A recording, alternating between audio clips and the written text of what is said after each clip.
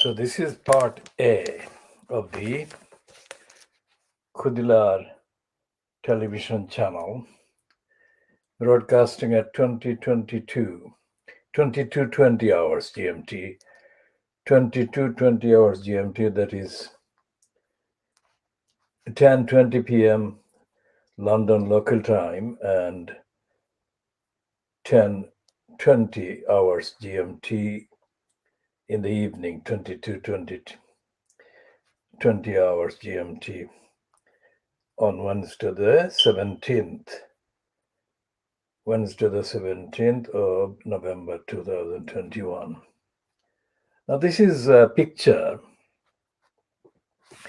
This is a picture of a cricketer that is captioned as revealing all.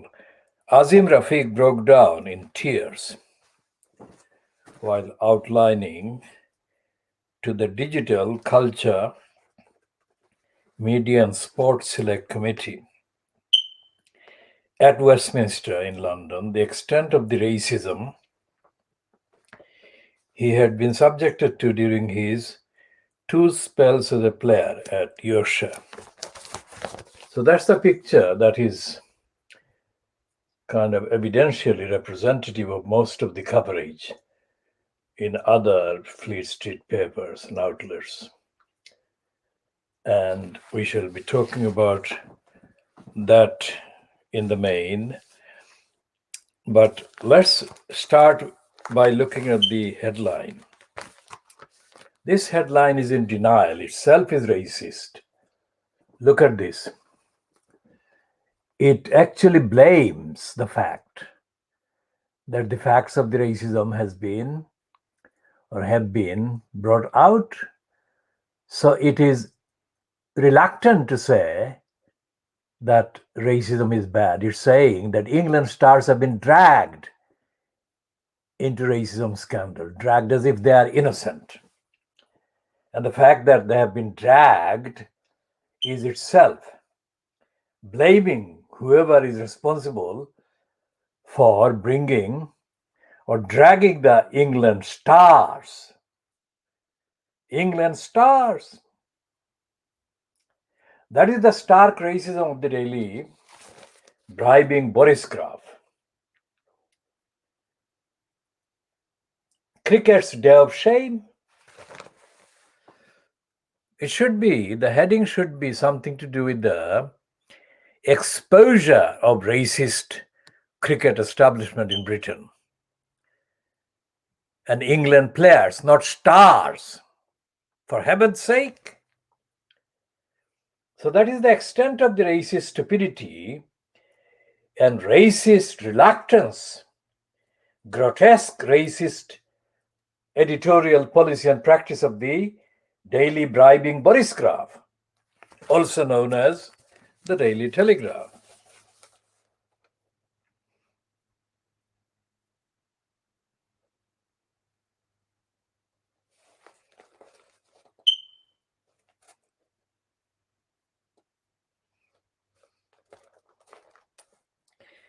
In the copy itself, the lying racist paper admits Rafiq wept yesterday as he relieved his inhuman treatment after blowing the whistle on the game's racism scandal and how it had cost him his career and almost his life. Now, this is not a racism scandal that he blew the whistle on. It is racism that he blew the whistle on. Think about the difference. So, although apparently the Fleet Street papers are admitting the fact of racism, they are distorting the admission and distorting the facts. And they're still in denial about the fact that there is racism. So that's the Daily Boris Graf. Daily bribing Boris Graf. We shall come to that more in a later part of this edition.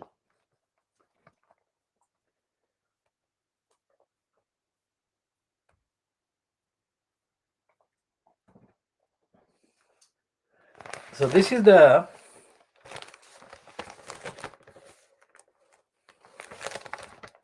the picture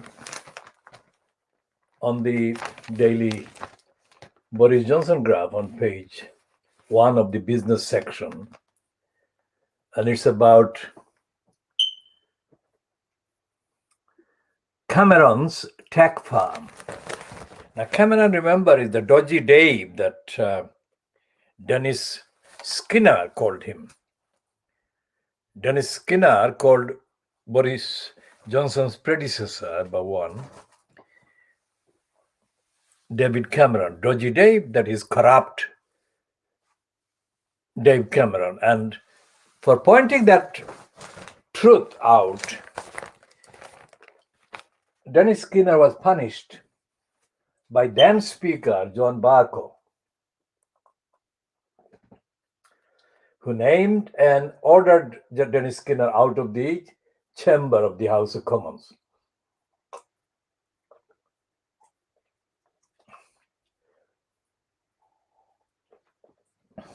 Now, why did they do that? Why did Barker do that?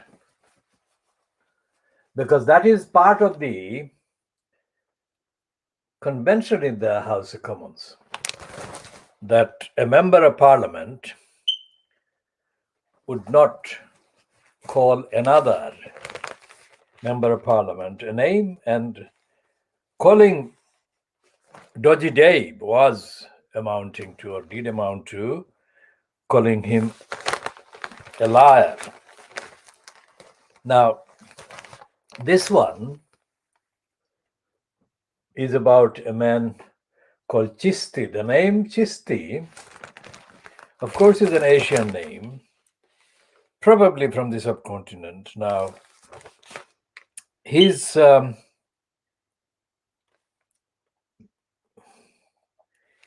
chairman of the group that Chisti kind of founded is David Cameron. This claim about sex assault that was first published or previously published by the American Congress. So it's not something that the British Fleet Street can deny, because they're forever sucking up to the idea of the special relationship. The special relationship that Winston Churchill kind of cultivated and overstated in order to get the American president at the time of Churchill's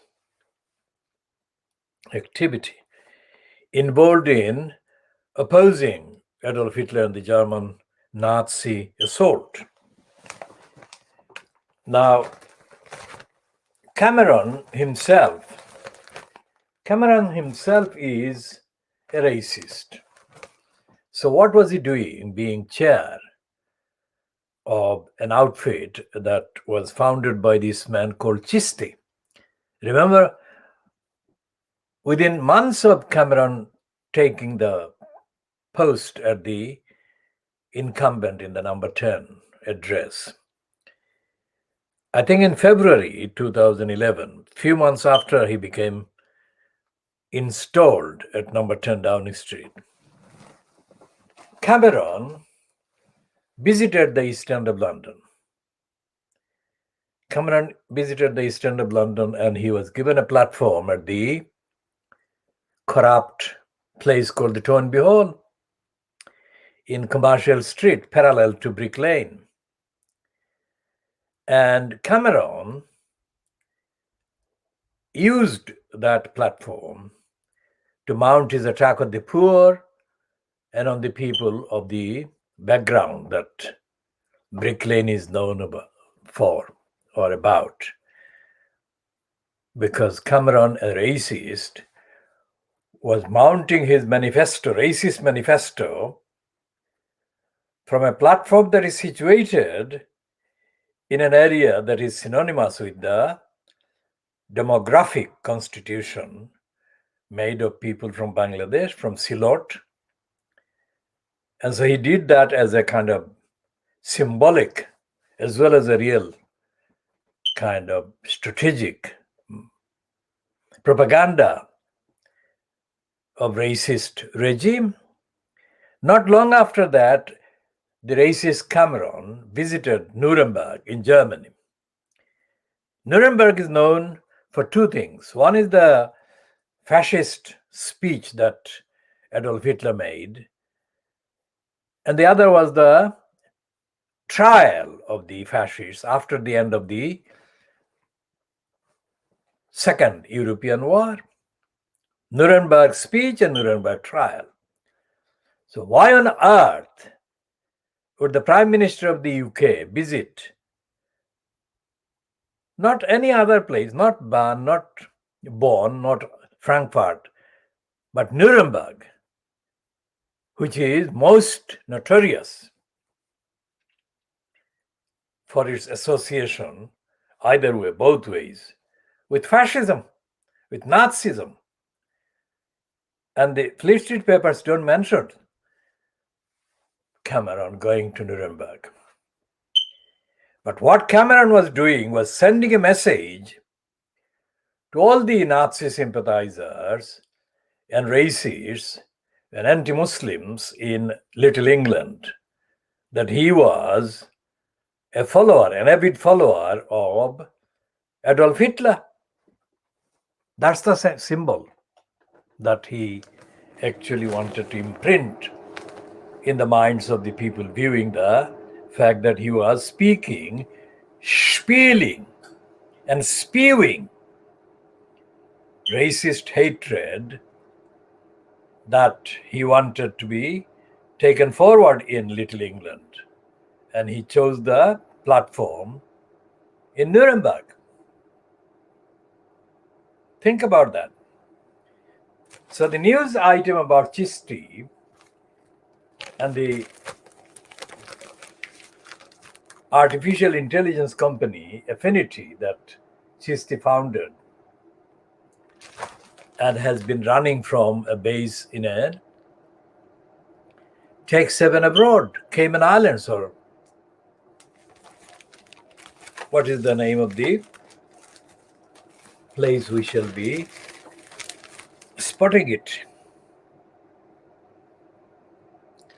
Okay, Zia Chisti is founder of Affinity, which uses artificial intelligence in call centers. He is accused of physical and sexual abuse. So where is Affinity operated from?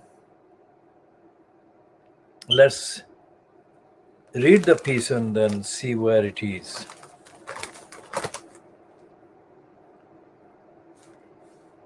The multimillionaire founder of a software company advised by David Cameron has been accused of a pattern of physical abuse and sexual harassment against a female employee. Now it says the Jia Chisti, aged 50, allegedly beat a 23-year-old employee while having sex with her on a work trip to Brazil in 2017, leaving her with injuries and telling her that he should have had sex with me when I was 13 years old. That is a quotation from this woman. Mr. Chisti had been a friend and business associate of her father's, she told the U.S. House Judiciary Committee in written testimony. Last night, David Cameron, 55, did not comment on his role as chairman of Affinity's advisory board, which he joined in 2019 after the alleged events took place. The claims threatened to create a new controversy for the former prime minister following the collapse of the finance company Greensill Capital, where he worked as an advisor. Affinity, which provides artificial intelligence software for managing call centers, also employs Princess Beatrice as its vice president of strategy and partnerships. Now, can you believe this?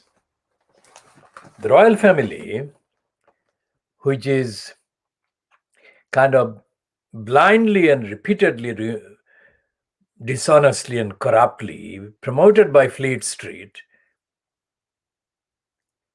as if the royal family, fronted by Brenda, is the next height and next step to heaven and paradise. This is Beatrice, who is the daughter, who is one of the daughters of Andrew and Brenda's granddaughter. Andrew being the one that is facing rape allegations made against him by Virginia Roberts, also known as Virginia Jeffrey. The spelling is peculiar, but it is pronounced Jeffrey, I think. So his daughter, Andrew's daughter, Andrew, who is facing rape allegations against other allegations and claims, his daughter, one of his daughters,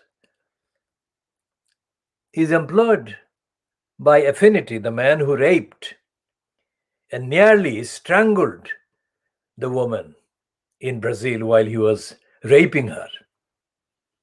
I mean, the description doesn't actually justify it being called having sex. He was actually raping her. So the rapist employs the daughter of another rapist. This is the royal family. And whatever his background, this Zia Chisti is a criminal.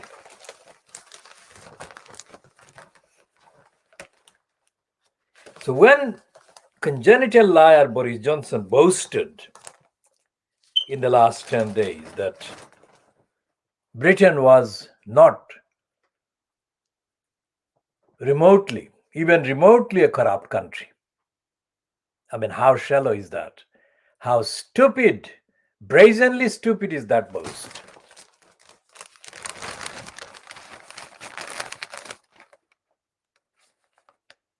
And here is the continuation of that piece on page 2 of the business section of the Daily, bribing Boris Johnson graph about Zia Chisti, the rapist.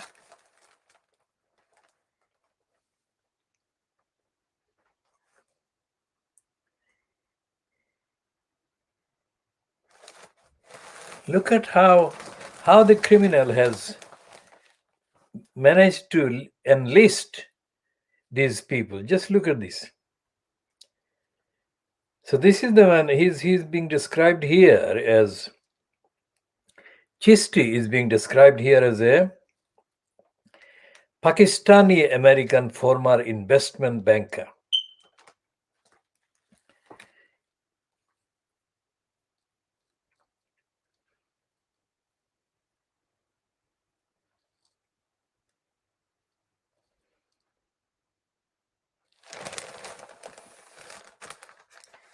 And where is this corrupt operation based? You have to read every line to find where it is based.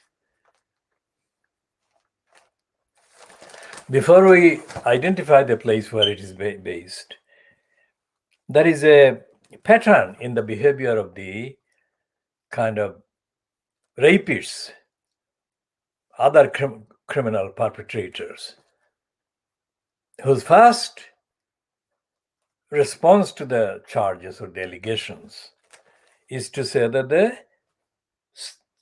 totally refute the charges, refute the allegations, refute the kind of allegations and claims.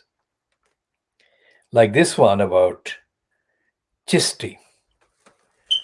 We take any allegations of this nature extremely seriously. Now that's a blatant lie. Affinity has investigated Miss Spottiswood's claims with independent counsel and concluded the arbitral decision she references was erroneous. Zia Chisti strongly disputes all accusations against him. This is a pattern, this is a plastic pattern, almost created by artificial intelligence.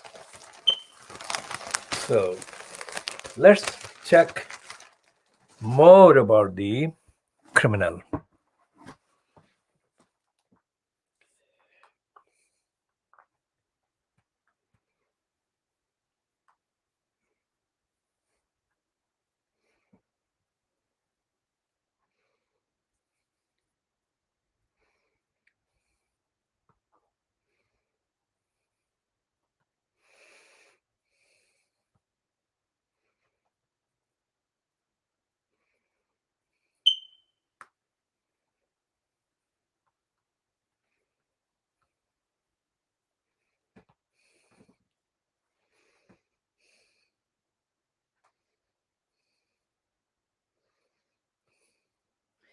So this criminal has got a Muslim name. So his name is given in this entry as Muhammad Ziaullah Khan Chisti, and born in the year, not the date, 1971, is a Pakistani American investor and business executive. He is the founder of Affinity and TRG Global.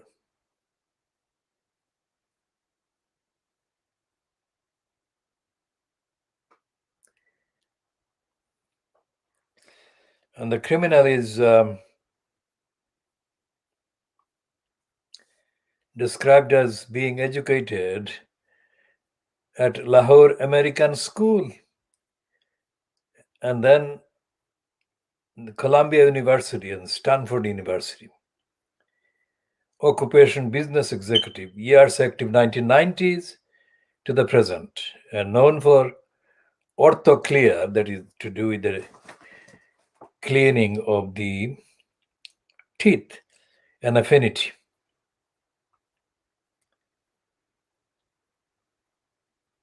And the criminal is given an entry in Sitara-e-Imtiaz. Sitara-e-Imtiaz is definitely a continuation of the corrupt Ayub Khan, who took over in a coup in October 1958 and introduced the various so-called dishonors. And this one is Sitara-e-Imtiaz, the star that is given for IT in 2018. So that is the criminal's place. But where the hell is this thing based at? Affinity.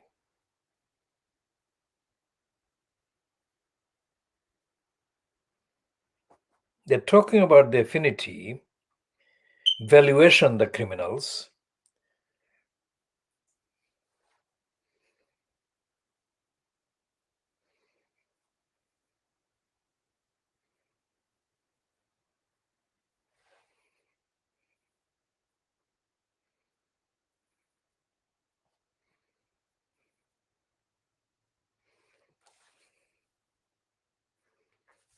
Now, this criminal recruited the crook. This criminal recruited the crook, David Cameron.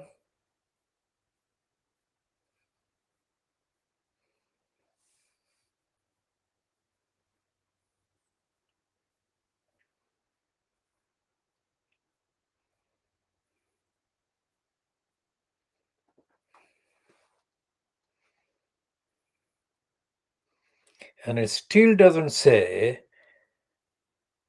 where it is based. And the reason why it doesn't say where it is based is part of the corruption called capitalism. They offshore kind of locations to avoid taxes and whatever.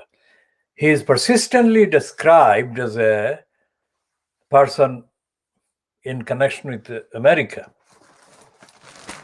And yet this operation is not based in America. The so-called superpower is not superior enough in morality and legitimacy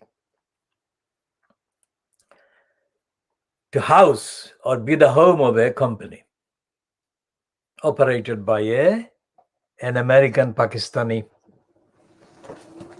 businessman. So that is the kind of criminal evasion. And anything that is that evasive is bound to be criminal crime.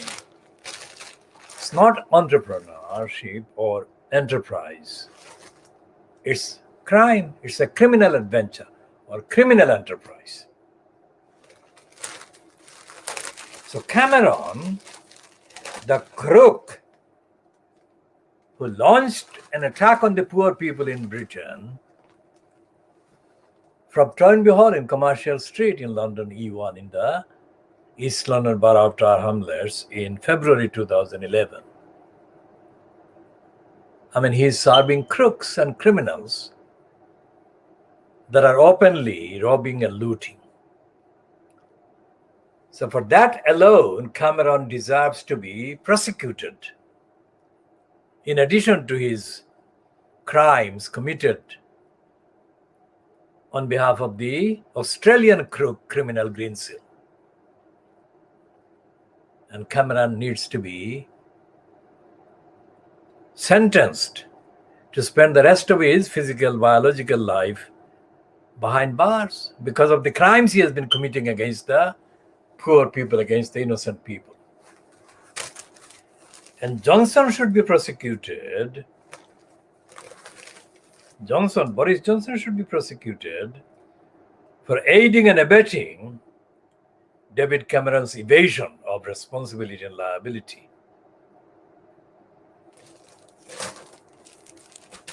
So we shall go back to the details of this sex assault allegations. How is it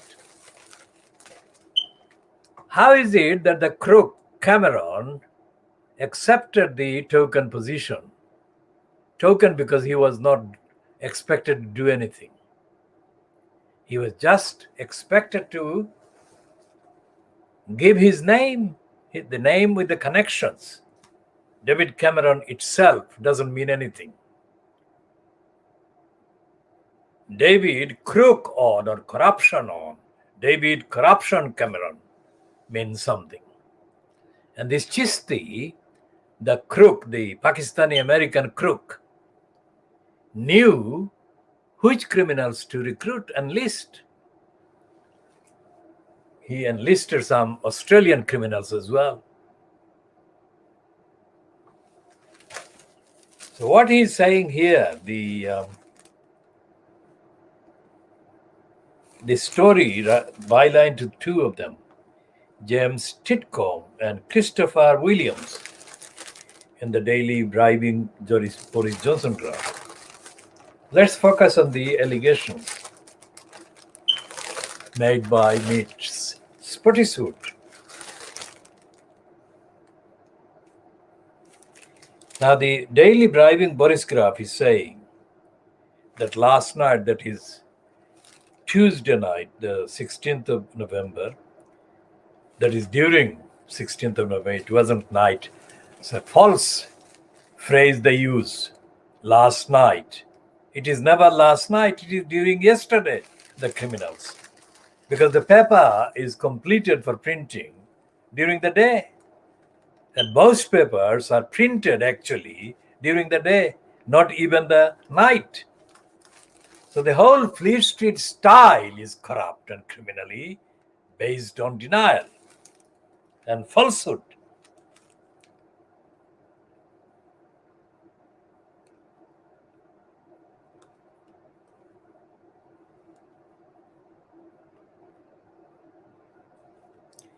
So the daily bribing Boris Johnson graph is admitting the claims threaten to create a new controversy for the former Prime Minister following the collapse of the finance company Greensill Capital, where he worked as an advisor. He didn't work as an advisor at all, where he prostituted himself and his name connected with the fact that he was imposed as the Prime Minister in the name of the UK. That is the prostitution. Well, that is the card, prostitution card, that he actually uses.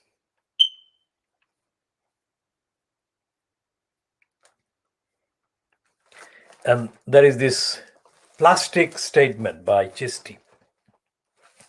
Mr. Chisti strongly denies the allegations against him. Of course he does. In testimony published by the United States Congress, Tatiana Spottiswoode, who was hired by Mr. Chisti in 2016, accused him of sexual assault against her and against another former employee before the company paid settlements to both women. She said she had been groomed as a 21-year-old on a ski trip when Mr. Christie was 43.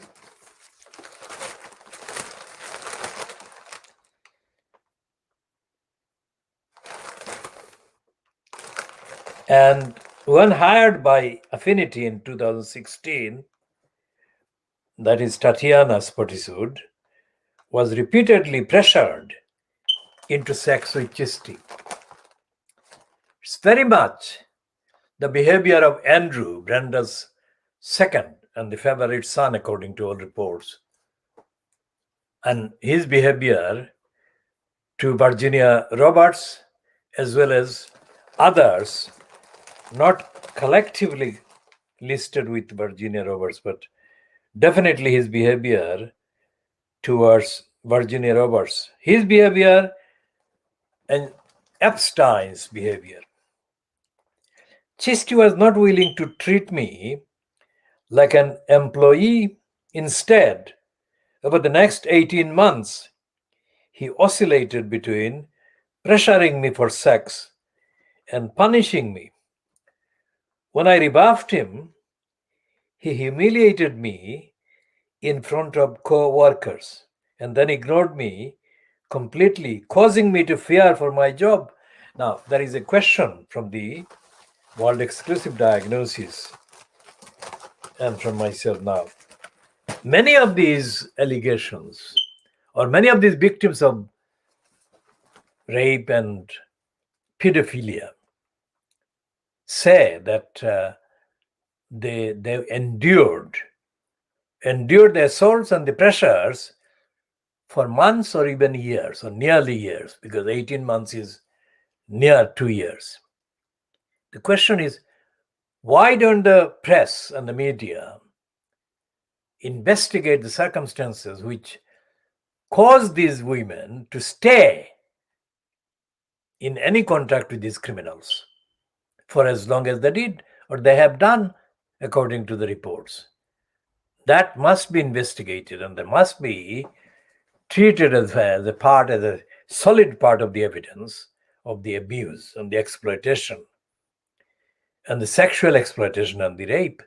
Because in my understanding of the whole thing, the trauma and everything, rape is not just the actual physical contact. The rape is a process as well of violation of so many aspects of a person. So that should be added, in my diagnosis, to the evidence constituting the allegations.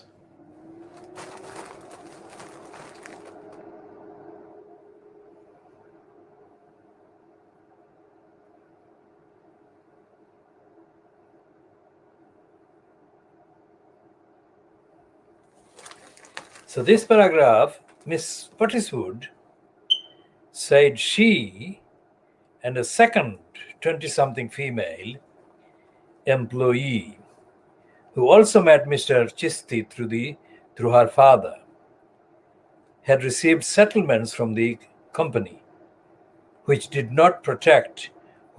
nothing to protect other Affinity women. Affinity, headquartered in Bermuda, now we found the place. This is Bermuda, not in Washington, not in the Cayman Islands.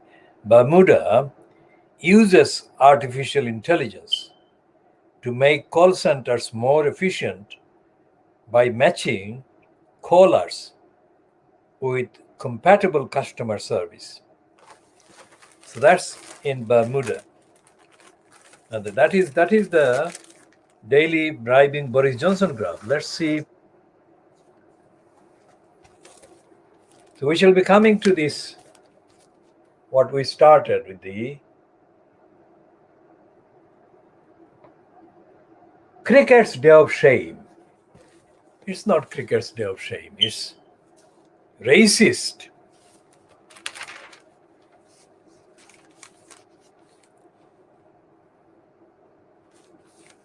And these 2 pages,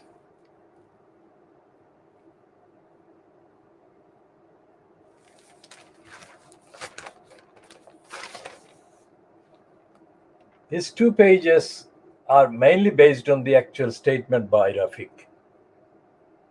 Azim Rafiq. Notice what he says. Hogarth, one of the Yorkshire cricketers, Hogarth, Bresnan, and Michael Vaughan. And Hogarth nicknamed him, Azim Rafiq, Rafa the Kafir. Young cricketer, very effective and very good player, is being condemned with the word kafir now. What is the entry on the Wikipedia say on the term kafir?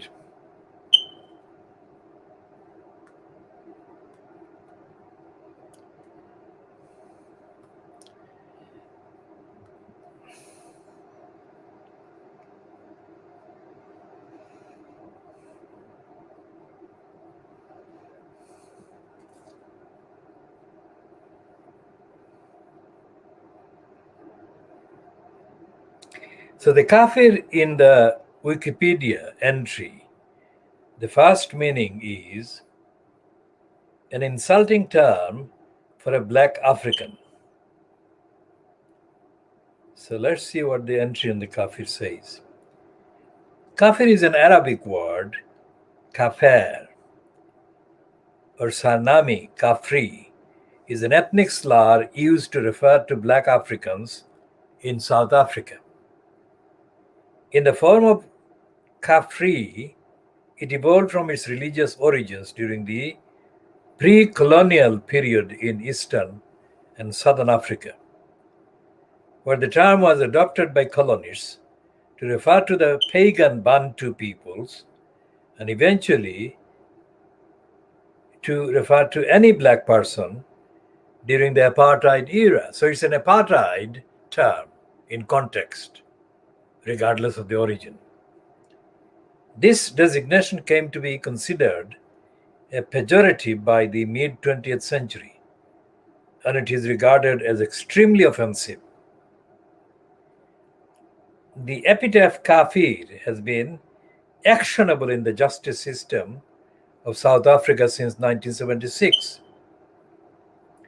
In 2000, the South African Parliament also enacted the Promotion or Prevention of Unfair Discrimination Act, which has among its primary objectives the prevention of hate speech, terms such as kafir. When describing the term, the euphemism, the K word, is now often used instead of kafir. Kafir is also used to refer to another group, the Sri Lanka Kafirs, who are partially descended from 16th century Portuguese traders and the slaves that they brought from their colonies in Africa to work as laborers and soldiers in the island. Unlike in South Africa, the Sri Lankan Kafirs do not consider the term offensive. The Kafirs of the Mascarene Islands share the same etymology and a somewhat similar ethnogenesis.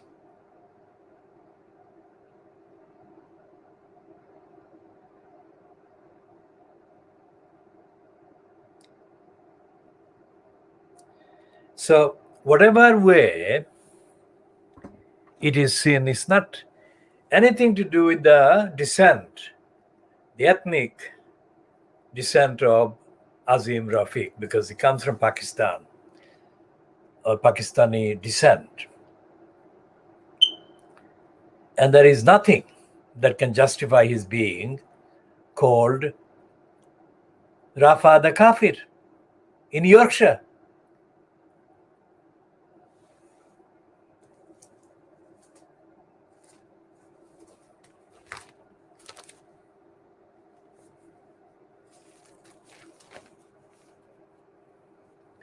What it reinforces is the fact that the racists like Hogarth and his co-racists are literally having a field day to insult and berate and outrage and offend and undermine Asians, mainly Pakistanis, born and brought up in the UK, in England, and are not, these criminals, racist criminals,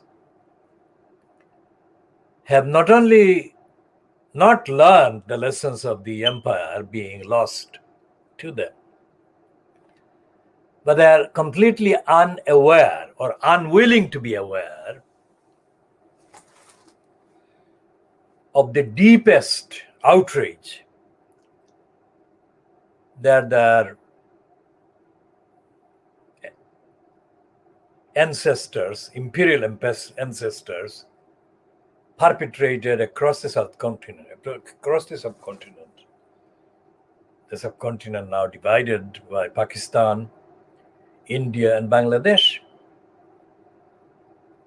In each of these three countries, there are people who are descendants of the victims of racist imperialist insults by the British imperialists. And any basic investigation can uncover and does uncover evidence of the slight heaped on people from the subcontinent, in the subcontinent, by the imperialists, by racists. Ancestors of the racists who are calling Azim Rafiq Rafa the Kafir.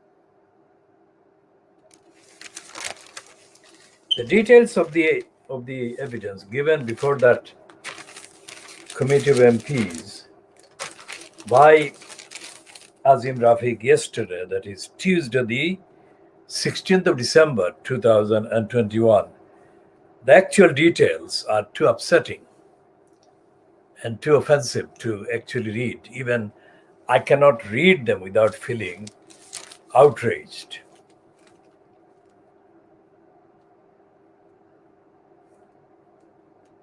So what this testimony and what this evidence is treated for will depend very much on people who are opposed to racism.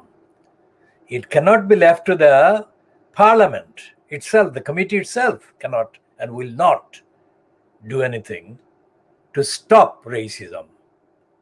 Full stop to racist outrage and behavior like the ones that Azim Rafiq narrated before the MPs. It's too upsetting.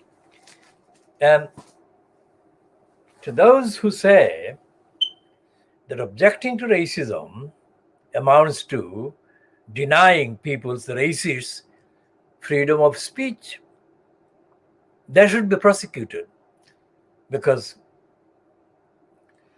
the leading, in terms of public life, the leading racist in public post currently at this date, which is Wednesday the 17th of November 2021, is of course the congenital liar Boris Johnson.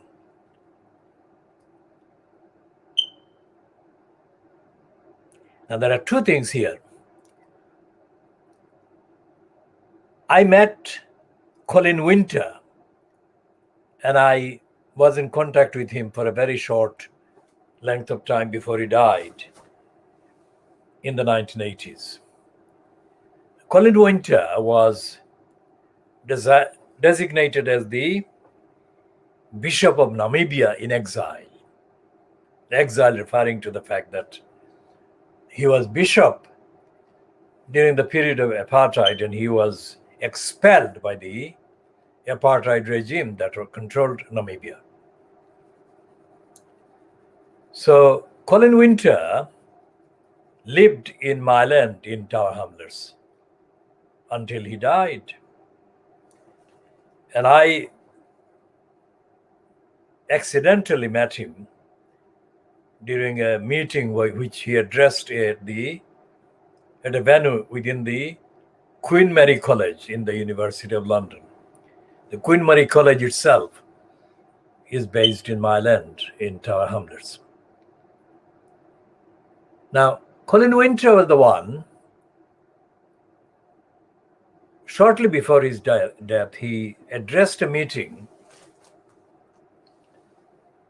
at the Westminster Hall, a meeting about South Africa, about apartheid, because it was still very much active and alive, this apartheid.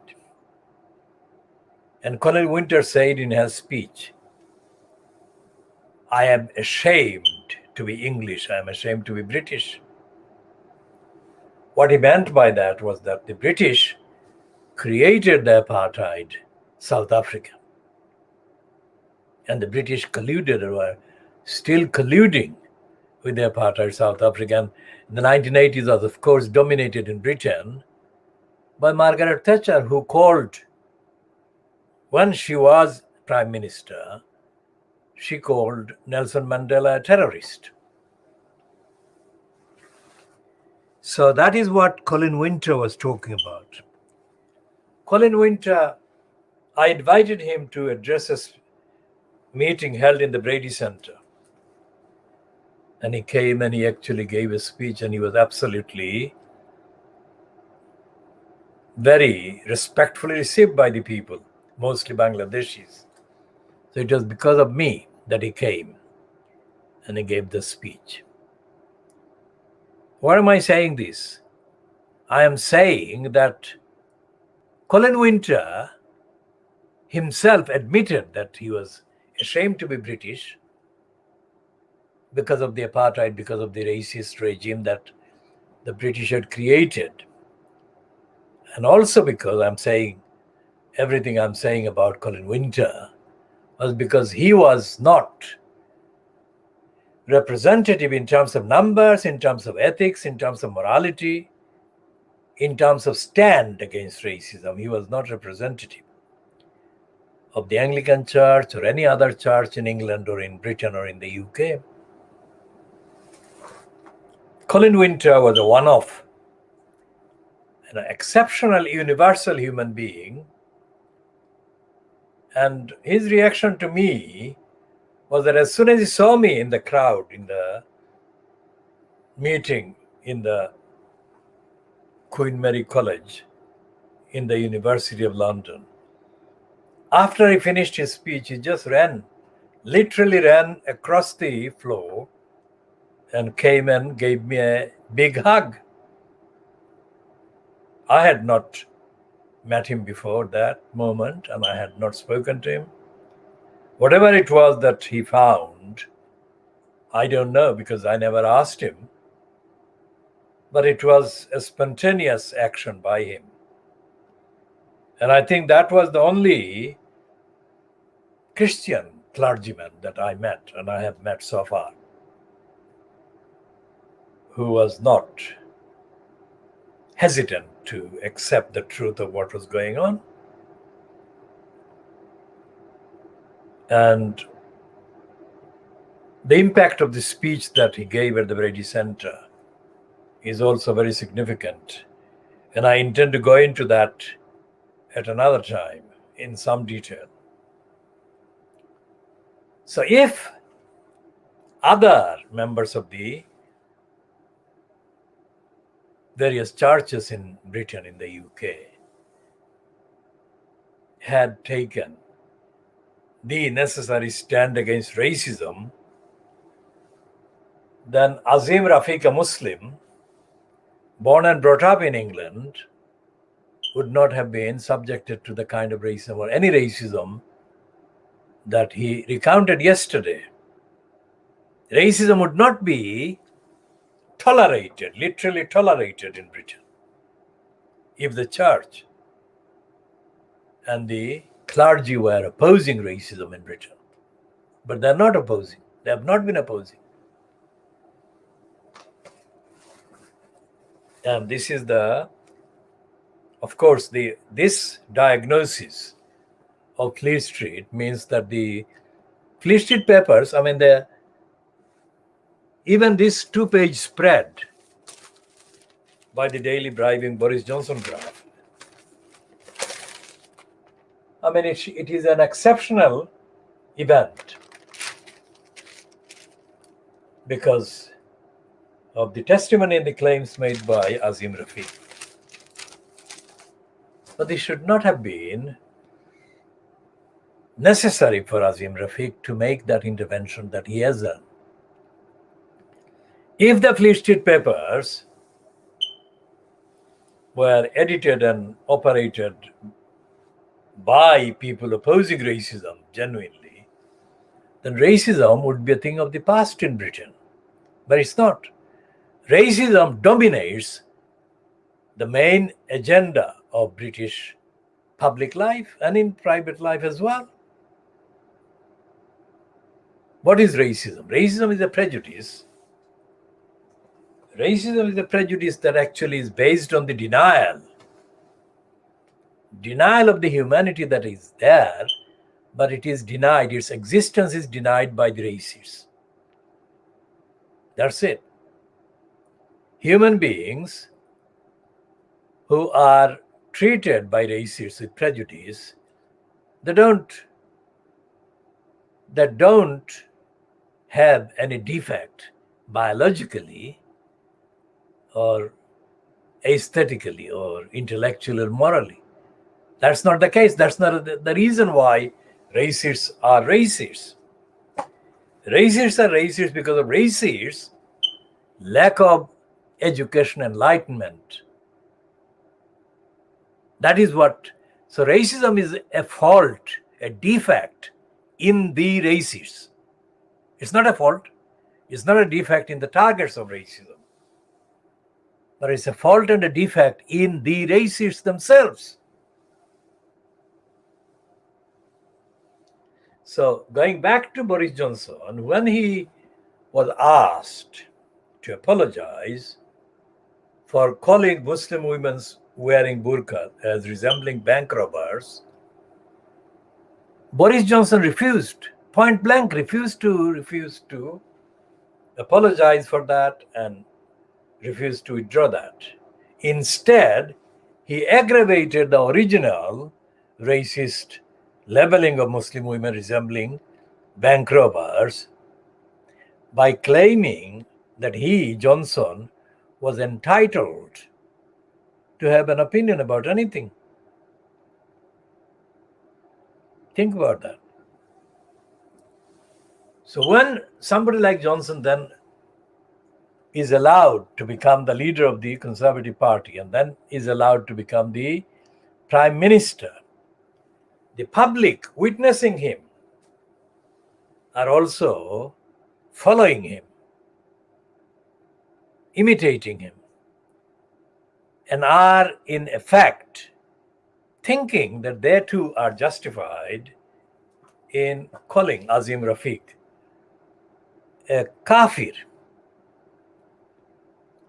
and that too many Asians or too many Muslims were in the particular club at the time and they needed to be removed.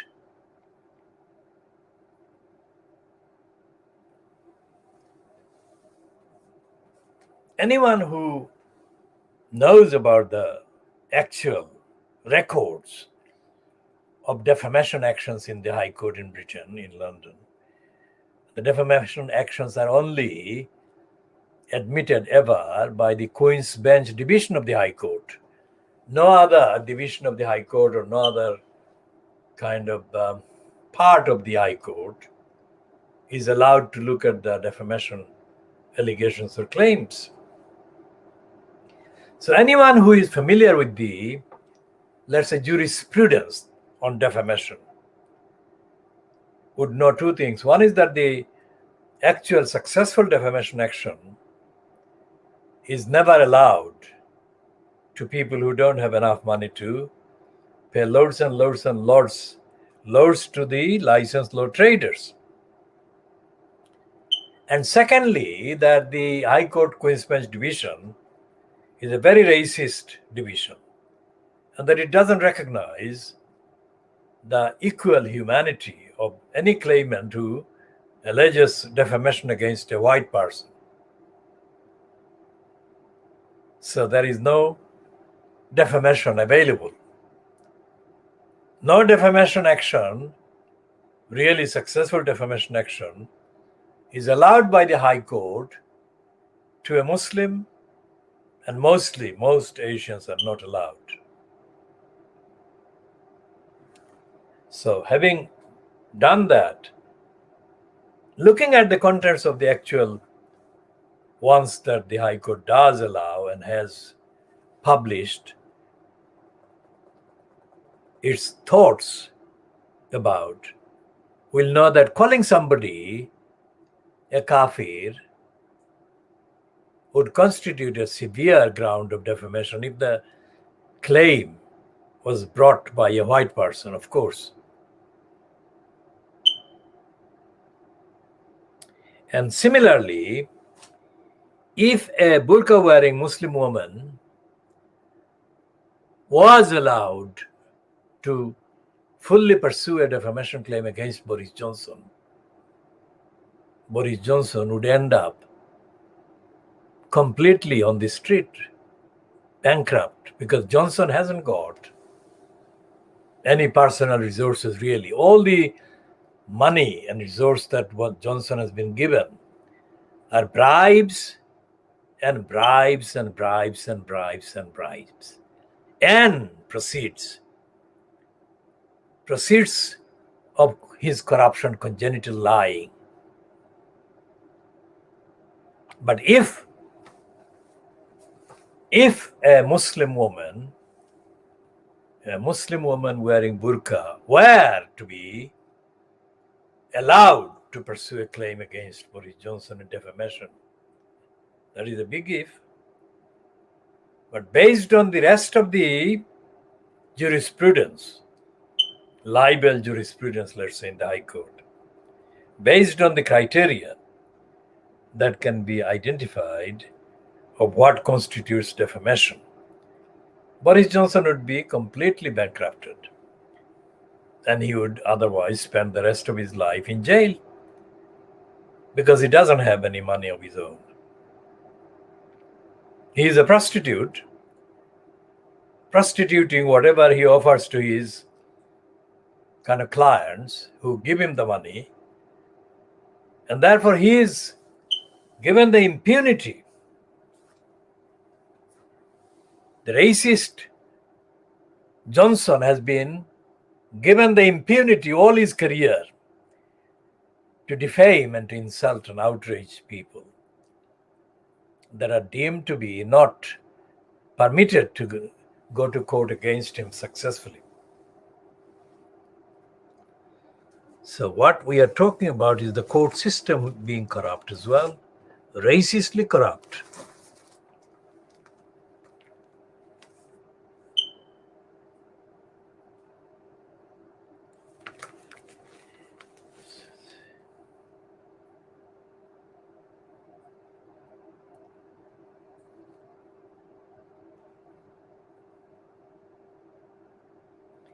Okay, we shall go back to that either later in this edition or in future editions. Let's look at this one about on the front page. This is a trailer on the front page. It's a briefing at the bottom of the page 1 of today's daily bribing Boris Johnson graph. The headline is that Boris Johnson supports ban on some MPs' second jobs. Now let's examine. Let's examine, diagnose linguistically what that headline represents. Given the fact that it was Boris Johnson who abused his position as Prime Minister and the leader of the Conservative Party and ordered the MPs in a 3-line whip I mentioned yesterday, given that it was Boris Johnson who did that, ordered the MPs to not only support Owen Paterson, but to oppose the report and the role of the current occupant in the post of the Parliamentary Standards Commission. So it was him, Johnson, who forced that Conservative MPs to vote against the Standards Commissioner and for Owen Paterson. How is it that they are inventing a personality that is separate from the reality of Johnson and painting Johnson as if he comes from outer space and had nothing to do with the proceedings in the House of Commons, which actually Boris Johnson controlled, illegally controlled, immorally controlled, unethically controlled, corruptly controlled, in order to defy the findings of the Standards Commissioner, and also to defend the convicted liar, wrongdoer, and rule breaker, Owen Paterson. It was Johnson who did that. So how is it that they're calling him as a supporter of the ban on some MPs' second jobs? What on earth do they mean? It's him. It is him who was the biggest defier of the rule against second jobs or corruption by MPs. So what is this word doing, this term doing, this verb, supports ban? It's nothing to do with him supporting. The truth is that Johnson has been forced. The corrupt Boris Johnson has been forced to actually retreat and effectively withdraw his corrupt behavior in the context.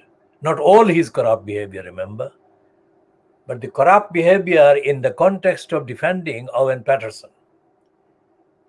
and opposing the Parliamentary Standards Commissioner who ruled against the corrupt Owen Paterson.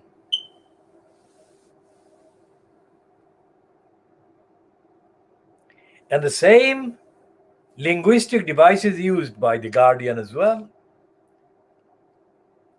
The Guardian should be telling the truth about Johnson being exposed. The Guardian should be talking about Michael Gove being exposed, Jacob Rees-Mogg being exposed. But it doesn't say anything like that about any of those other criminals. It says a colleague of Michael Gove has been exposed or has been allegedly doing wrong things. It says Jacob Rees-Mogg has benefited from something. But it doesn't say that Rees-Mogg has been a liar, Gove has been a liar, Cameron has been a liar. They always say Cameron has resigned from a company that has been controlled by somebody now accused of sexual abuse, misconduct. It doesn't say that Cameron has been exposed again as being employed by a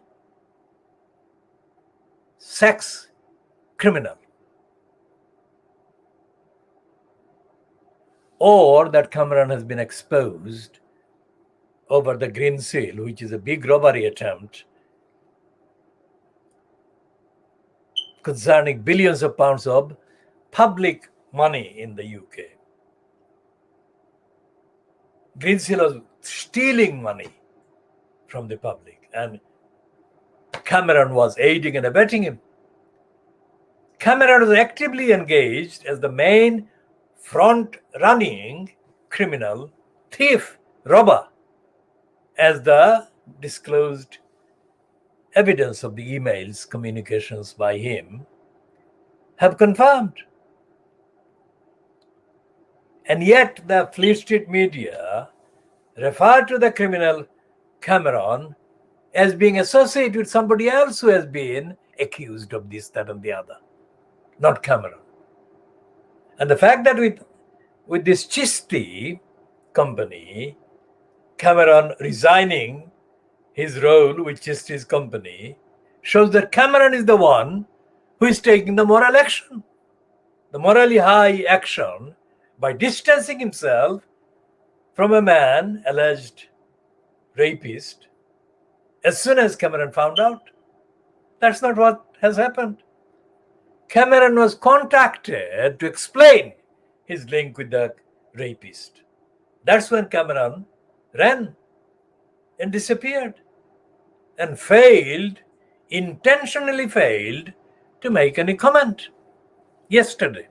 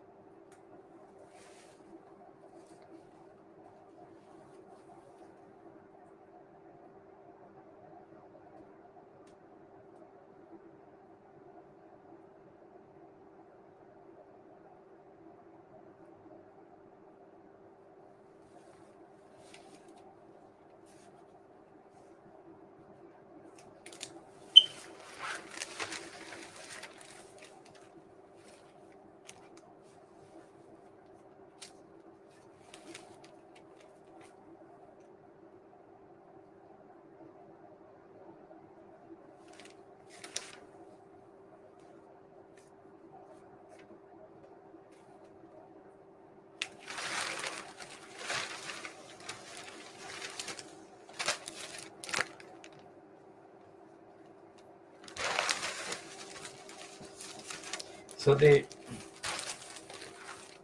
we'll talk about the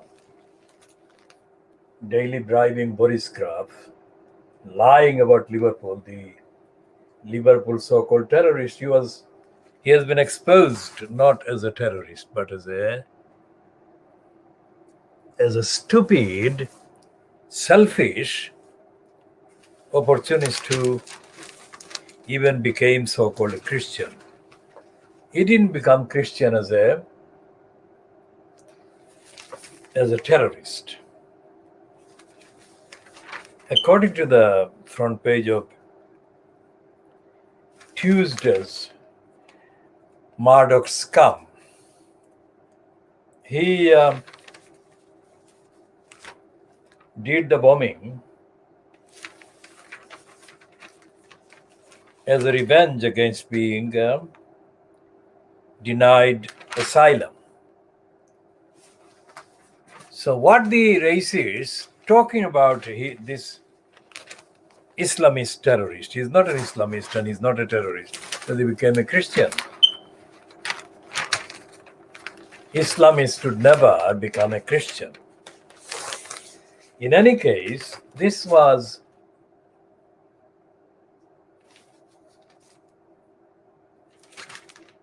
the picture of the victim of racism in Yorkshire cricket. This is the picture they're using in the star, in the scar.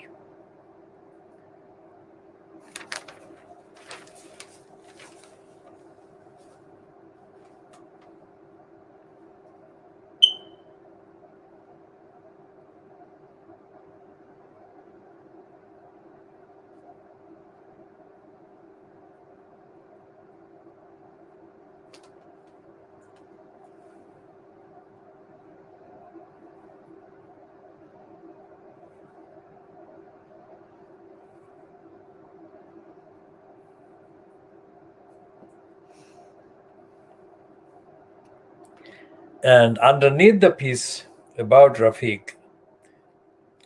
Rafiq, the scar has a short piece, short paragraph saying, ex-England U21, that is under 21, Curtis Woodhouse says, football is racist too. And the 41-year-old wrote, Twitter doesn't allow enough characters for me to start naming names. We shall come to the rest of that in an opinion piece on page 6 later. This is on page 3 of the same Daily Scar, which says,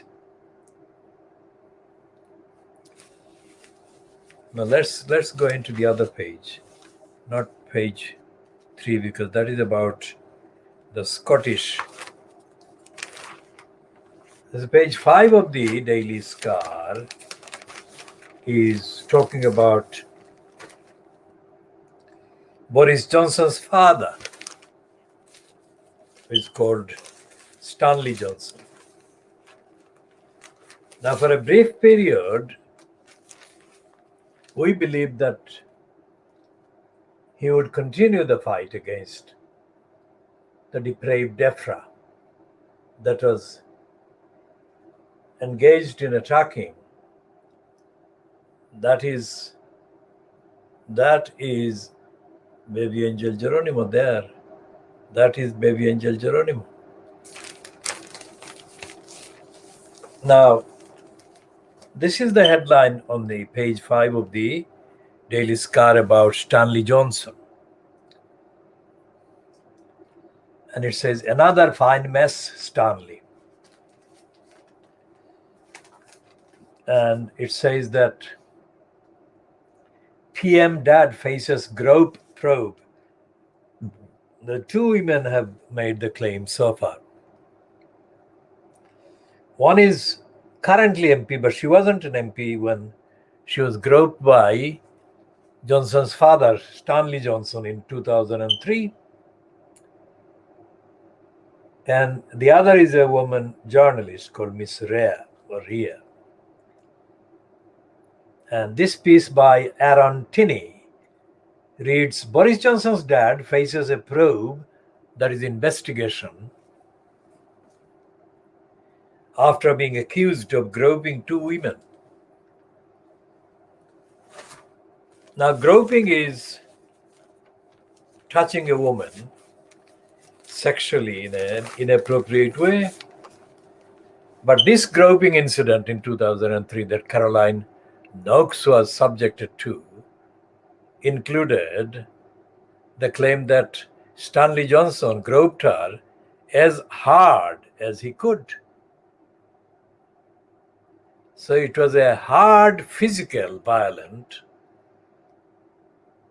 sexual attack on the victim.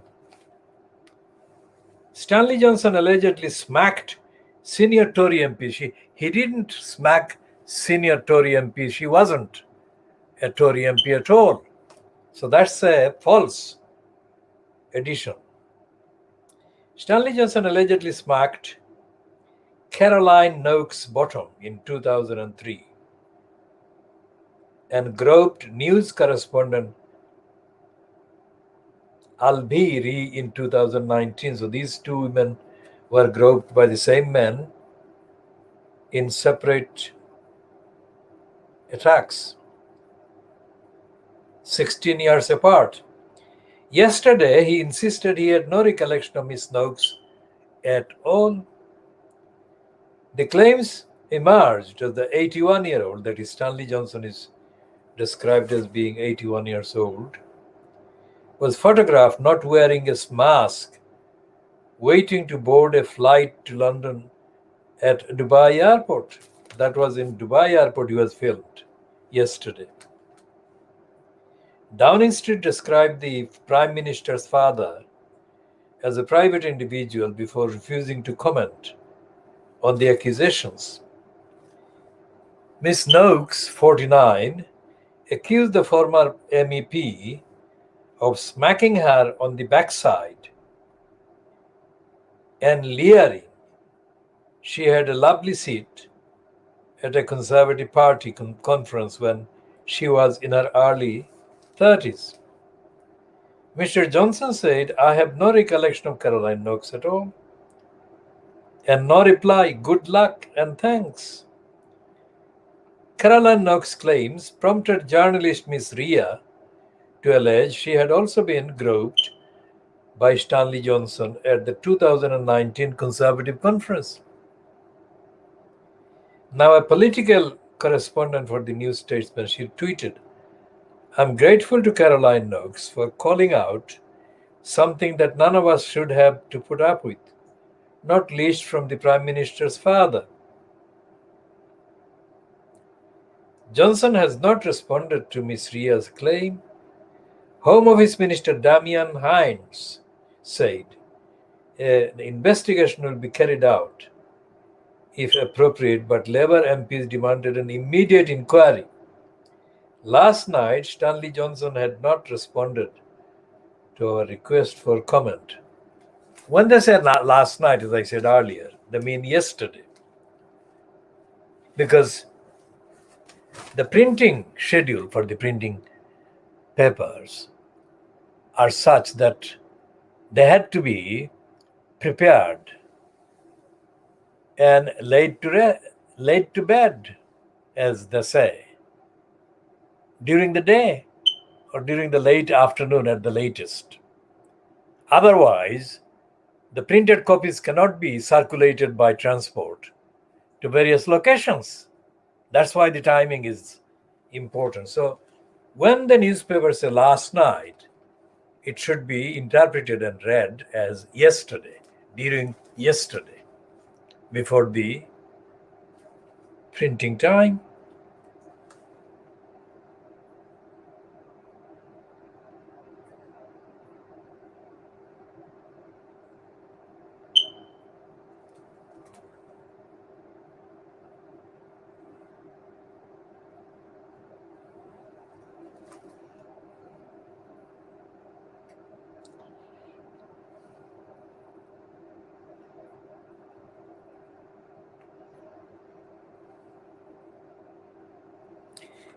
And there are so many allegations against conservative crooks that the list is so long that a program like this length would not be long enough to go through them. Suffice to say that the fact that Angela Rayner, the deputy leader of the, quote, Labour Party as misled by Keir Starmer, was, quote, criticized for calling the Conservative Party scum, is the most idiotic, irrational episode, because not only is the evidence so overwhelming that calling the Conservative scum amounts to congratulating them, not condemning them, but they are a bunch of crumbs and criminals. They're thieves, they're robbers, they're liars, they're crooks and criminals. And the fact that they are still in place shows that Keir Starmer has not only politically murdered the Labour Party, but he has committed political suicide himself. A party so corrupt, a party so racist, and a party so sexist should not be allowed to be anywhere near government, let alone be the government.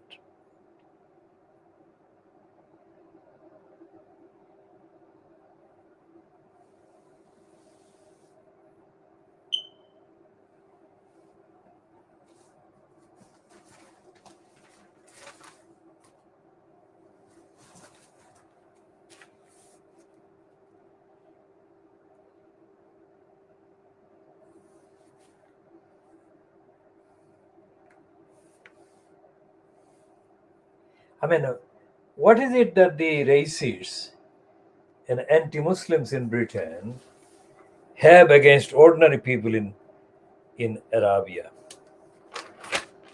Look at this picture. This picture of Brian's, quote, wife Camilla, seen on the right, looking absolutely in ingratiation in the direction of Queen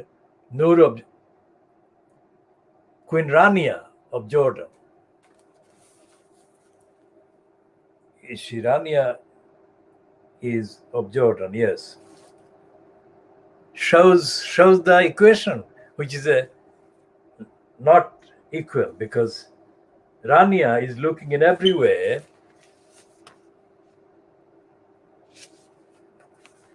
much better than Camilla. And the confessions on the pages,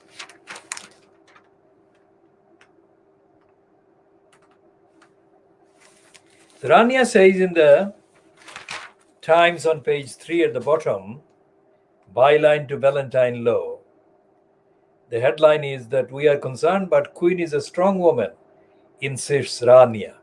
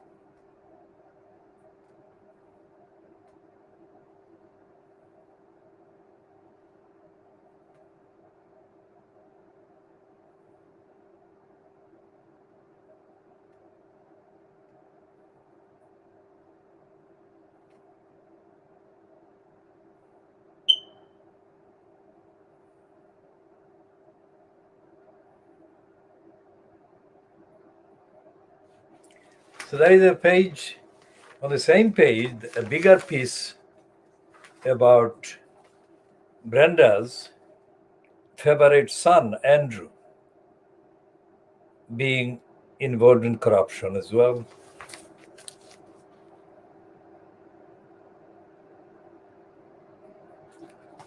And underneath that, of course, the piece that is giving Jordan's Queen Rania the quotation that she admires Brenda as a role model.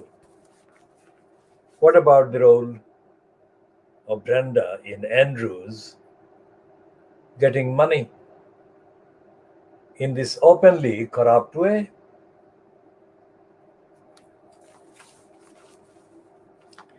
So when Johnson boasted in the last 10 days that Britain was not remotely a corrupt country, he is, of course, not aware of himself being a crook.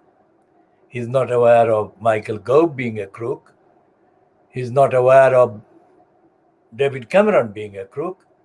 He's not aware of Jacob Rees-Mogg being a crook. And he's not most certainly aware of Andrew being a crook, in addition to being a rapist and pedophile rapist as well.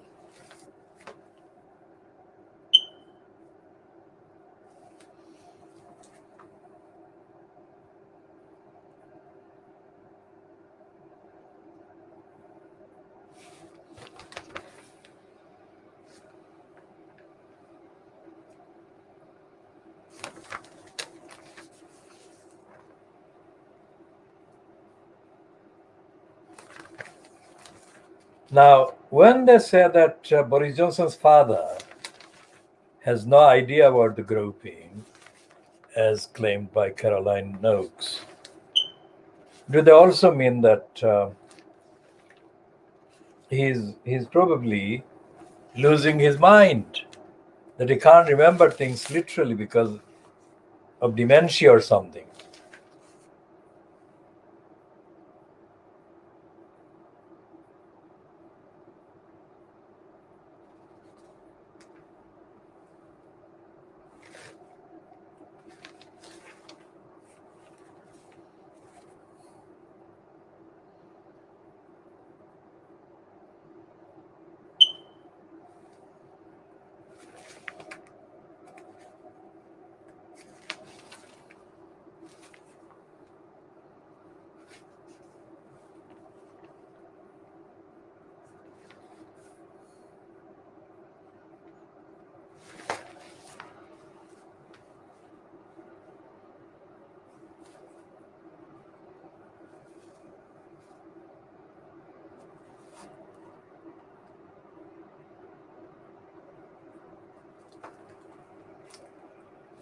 Now, this is the piece by Jane Moore, which reserves the main space for attacking Meghan Markle. But she manages to put this quotation of Petronella Wyatt, who has compared Boris Johnson to an increasingly bent copper on the beat. And another one, former adulterous partner, Jennifer Arcuri, has re-emerged from the woodwork this week to let it be known by her diaries that Boris Johnson left, allegedly offered to promote her business when he was mayor of London in the apparent hope it would lead to a sexual relationship.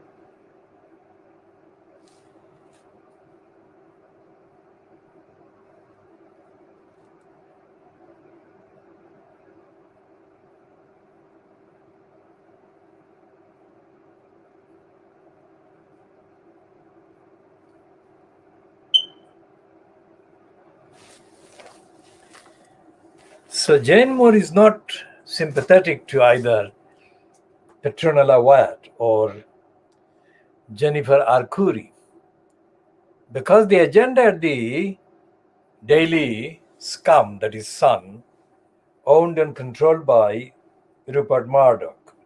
The agenda is to shore up Boris Johnson.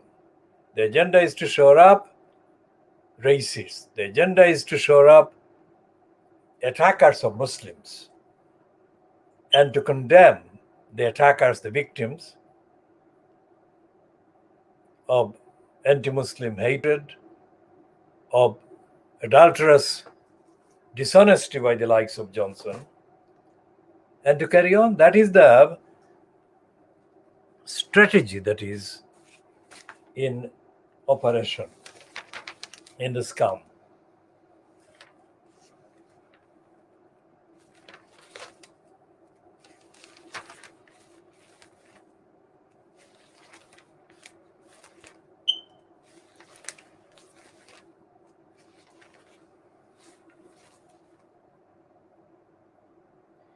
So this heading on pages 12 and 13 in the spread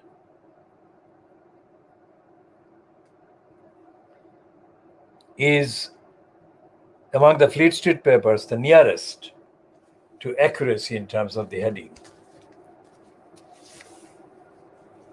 about Azim Rafiq's evidence before the Committee of MPs. And they also have a gallery of the racists above the heading named and shamed. We shall be talking more about those later.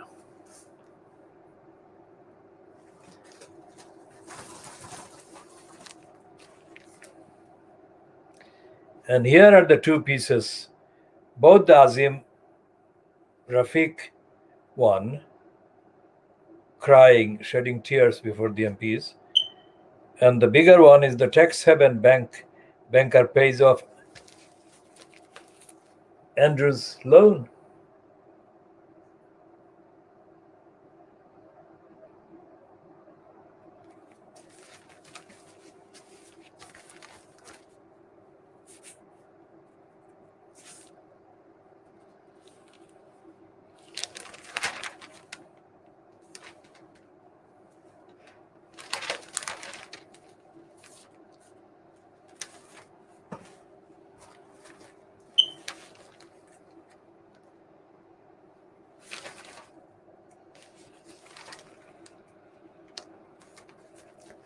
And that's the Daily Mirror take on the evidence against racists that Azim Rafiq gave.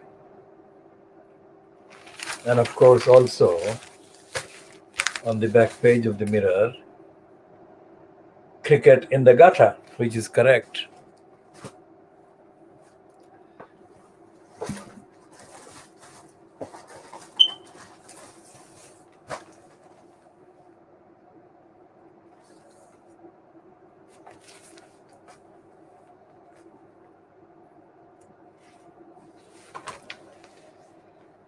And the Daily Express, even the Beaverbrook legacy of racist lies and denials cannot cover up.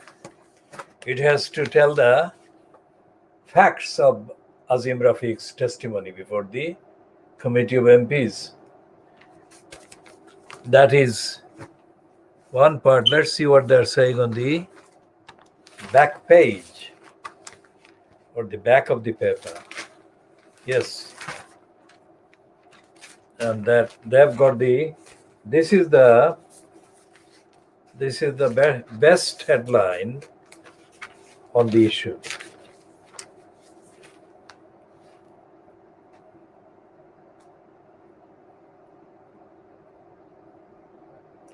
Rafiq rocks cricket to the core.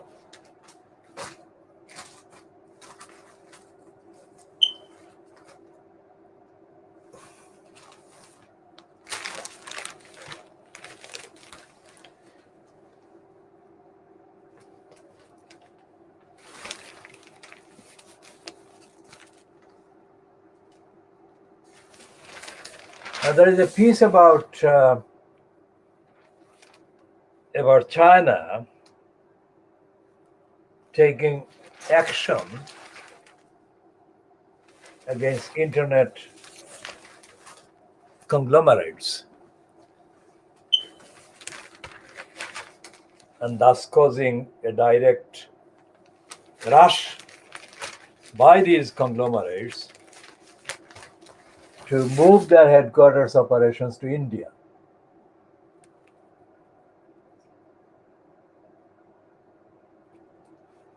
And the Financial Times says, and the main affected party company is Pair Times or Pair TMS,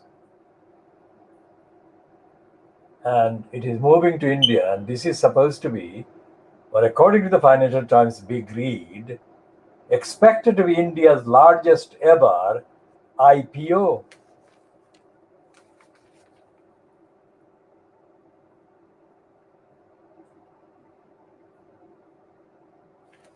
And this piece is byline to Benjamin Parkin and Mercedes Ruel. Now, Benjamin Parkins is somebody that has been long deployed in India, in Bangalore, I think. Bangalore and Chennai, I think.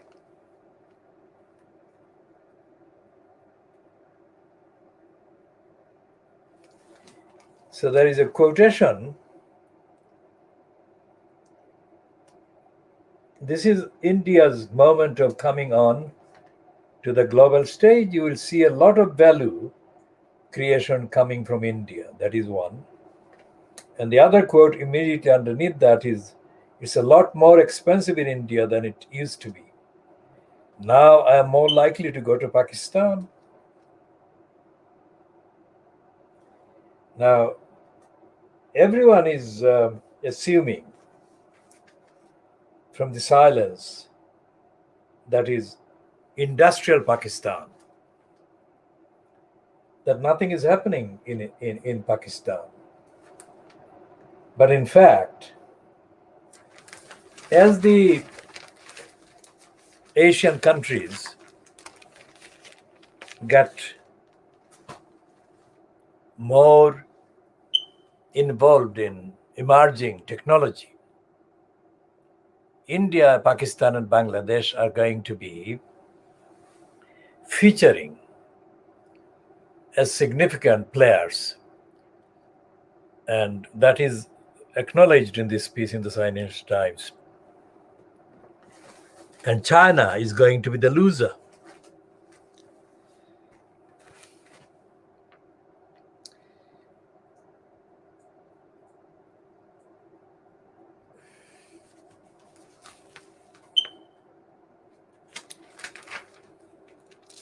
So these are the two pages, page 54 and 55, that Azim Rafiq's kind of evidence to the MP's committee is reported. And in terms of the kind of significance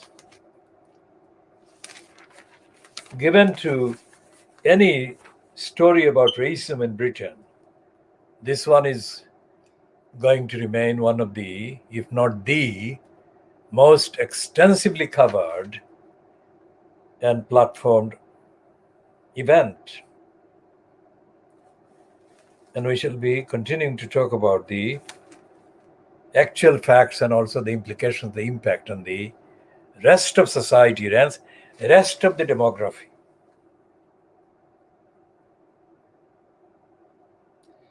And they say that Rafiq tells how racism in cricket ruined his life in harrowing detail. England captain was present when insults flew. That's what he says. And this is just a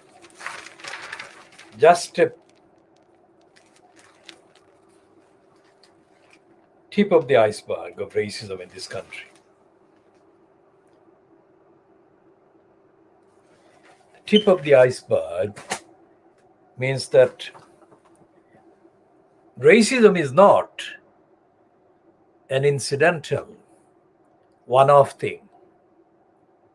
Racism is not an exceptional event. Racism, as I have been saying for 50 years in the various contexts and various events and various engagements in various modes, racism is the name of this country.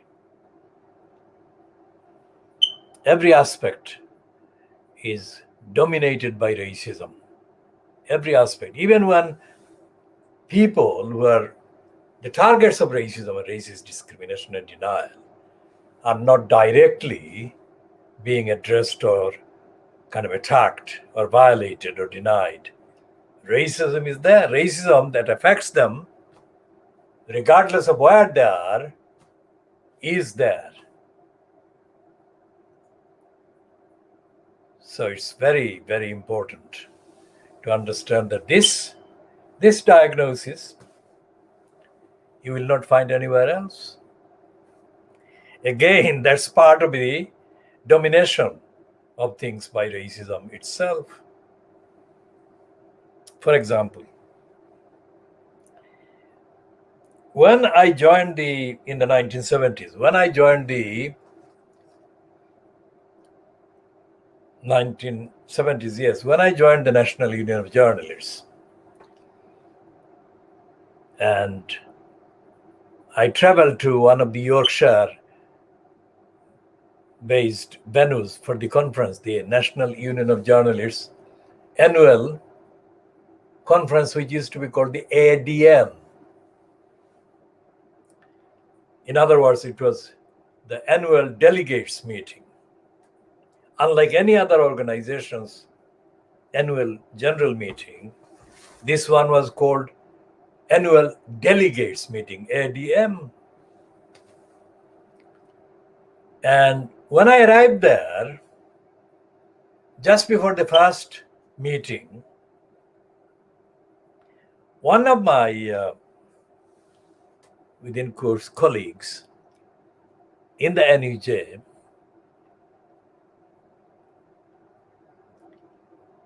looked at me, and his eyes went completely weird. And he says, "What are you doing here?" I had traveled from London to that venue in Yorkshire. And he said, "What are you doing here?" I said, "I'm here to attend the meeting. What do you think?" I didn't have to say that to him. And he had no right to say that to him, to ask me that question. But he did. Why did he ask me that question? Couldn't he just assume that I was there to attend the meeting?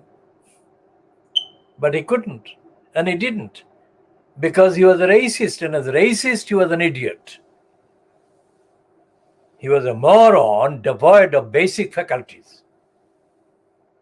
But that's the fact. That's the truth. So when I ignore racists that provoke me even now, or when I have ignored racists provoking me over the decades, I don't ignore them because I'm not aware of their provocation. But I have always to make a decision on the impact and the implication of engaging in response to the provocation. Would it be worthwhile? Now, I have been spending the best part of every day in the last 2 years or so in diagnosing the media, the print outlets, Fleet Street. Now, if I didn't do that, who would lose? Humanity would lose, because my contribution, this world exclusive diagnosis of Fleet Street, is worth unique value, adds unique value to the resources available to the humanity, beyond time and beyond space. So if I got involved in retaliating against a single incident of racism, racist provocation, there is no knowing, there is no telling, there is no kind of being able to predict the additional waste of time that would entail and the waste of engagement. So that is a formula, that is a kind of basic, simple thing that I have been following. Whenever I've been provoked, I have to think, if I engage in this, what will be the outcome and what will be the benefit to humanity in terms of knowledge, in terms of understanding, and what I offer is unique. And that would be lost if I got involved in any amount of exchanges with a moron, with a crook and an idiot. That is the answer. So if you are one of those idiots that have been trying to provoke me or have insulted me or abused me or failed to recognize the gift of the benefit that I have given you over any number of times and years, you should understand why I have not taken you to the cleaners, you moron. It's not because I have not noticed, but I've had to make an intelligent decision concerning every aspect of your ingratitude and your stupidity and your prostitution. You will, of course, know who you are, but I'm not going to name you because it will actually undermine my moral height if I name any of you. And I'm doing the things morally, ethically, intelligently, intellectually, uniquely, universally, contributing to the collection of knowledge and ethics and morality that I have been creating for a very long time. That is unique, universal, including the world exclusive diagnosis of the media of Fleet Street.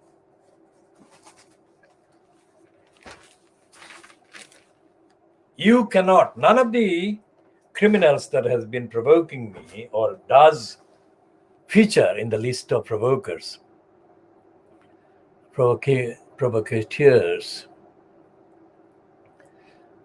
all your life's span will not match one day's work by me. Why? Because morally and ethically you don't exist. You have no substance. You are just a physical kind of mass. Greed, opportunism, selfishness. You don't amount to ethics or morality. And without ethics and morality, humanity doesn't exist. The planet doesn't exist. And it's not just humanity, the caring aspect of humanity is what matters most, the most. So we shall talk more about the depravity of DEFRA and Boris Johnson's complicity with the depraved DEFRA against BabyAngelGeronimo. We shall talk more in due course, but in the next few minutes, let's say that every lie that Boris Johnson has been now caught on, every lie that the rest of the Boris Johnson-fronted cabal has been caught perpetrating is symbolic, symptomatic, representative in factual terms about the lies, about the denials, about the cruelty, about the lack of compassion, about the contempt for the truth that depraved DEFRA has aimed at the most innocent baby angel Geronimo over 4 years plus, and the lies and the cruelties that Boris Johnson has aided and abetted against the very baby angel Geronimo, and the lies and cruelties that the political murderer of the Labour Party, Keir Starmer, has unconditionally aided and abetted against the baby angel Geronimo, the most innocent baby angel Geronimo on the face of the earth. And all the other crooks and criminals and perpetrators of criminality who have abused the positions they have been allowed to hold in various parts of the government and institutions and agencies are, in fact, constituents of the evil land in the sphere of the abuse of powers that they have been engaged in and been embarked on. Baby angel Geronimo, without a doubt, remains the most innocent being on the face of the earth. And baby angel Geronimo deserves the total admission and recognition that he is and has been the most innocent living person. He is free from all known biological kind of illnesses, and he has not committed anything that remotely resembles causing any damage or harm or infection to any other being whatsoever on the planet Earth. And baby angel Geronimo stands as the symbol of truth, symbol of innocence, and symbol of universal tolerance, and symbol of universal joy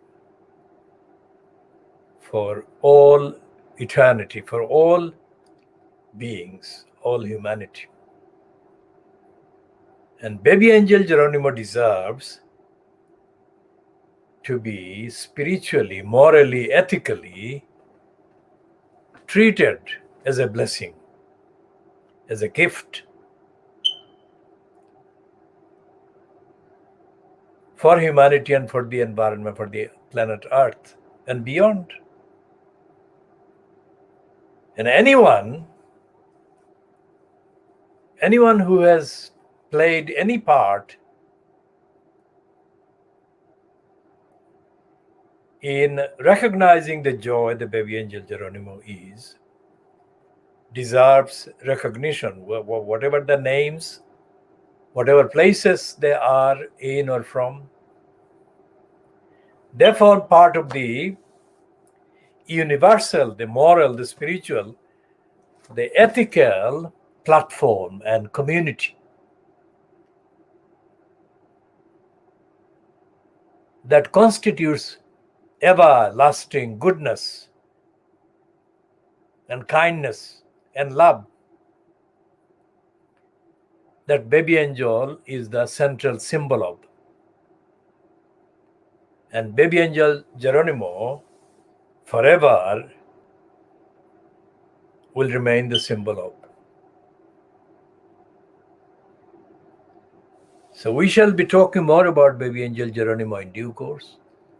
For the time being, everyone who cares about baby angel Geronimo deserves the thanks, and we give them the thanks.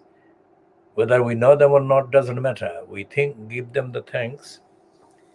And we say that all the animals, all the innocent animals, healthiest animals, anywhere, everywhere in the world, deserve respect, protection, and recognition. and we love Baby Angel Geronimo together, and we are privileged to have come across and to have become aware of Baby Angel Geronimo. It's one of the gifts, a rare gift of life, in life, on the planet. The Baby Angel Geronimo deserves our love forever. So we shall continue in the next parts whenever those parts are able to be broadcast.